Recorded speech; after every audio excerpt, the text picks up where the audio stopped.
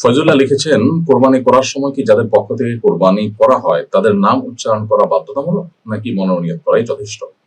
আমরা যদি কোরবানির মৌলিক এবং জরুরি বিষয় বলি, তাহলে জরুরি বিষয়ের মধ্যে এটি নেই যে কোরবানিকারকদের নাম উচ্চারণ করতে হবে, বরং নাম উচ্চারণ করা নেই, কিন্তু কোরবানি পশু কেনার সময় বা কেনার পর এটা কার কার তরফ থেকে হচ্ছে, কে কত অংশ নিচ্ছেন, এই বিষয়গুলো যদি ক্লিয়ার থাকে, তাহলে সেক্ষেত্রে তাদের নিজেদের জানাশোনা আছে, বলা আছে, তাহলে সেক্ষেত্রে এটুকুই যথেষ্ট হয়ে যাবে। কোরবানি বিশুদ্ধ হওয়ার জন্য নাম উচ্চারণ করা কোরবানি বিশুদ্ধ হওয়ার জন্য শর্ত নয়, তবে নাম উচ্চারণ করা সুন্নাহ।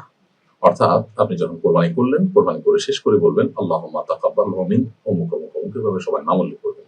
আর যদি একা নিজের পক্ষ থেকে হয় তাহলে বলবেন আল্লাহুম্মা তাকাব্বালহু মিন্নি, আল্লাহ এটা আমার পক্ষ থেকে আপনি কবুল করেন, কামা তাকাব্বালতা মিন খালিলিকা ইব্রাহিম ওয়া হাবিবিকা মুহাম্মদ সাল্লাল্লাহু আলাইহি ওয়াসাল্লাম, যেমন আপনি কোরবানি কবুল করেছিলেন আপনার খলিল ইব্রাহিম আলাইহিস সালাম, এটা আপনার নবী মুহাম্মদ সাল্লাল্লাহু আলাইহি ওয়াসাল্লাম, ঠিক একইভাবে আমার কোরবানি কবুল করুন। এভাবে বলা সুন্নাহ, বা কেউ বলতে পারেন, তবে হাদিসের যে টেক্সট আছে হুবহু সেটা বলতে পারলে অধিক উত্তম।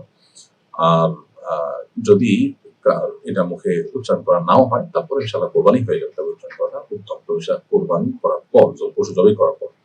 আমাদের দেশে অনেক সময় দেখা যায় পশুকে শুইয়ে রাখা হয়েছে এবং চেপে ধরা হয়েছে গলা ইত্যাদি, তখন কাগজ নিয়ে এই সমস্ত নাম জপার চেষ্টা করা হয়। কোরবানি পশু জবাই করার পর এই কাজটা জবাই করার পরই করতে হয়।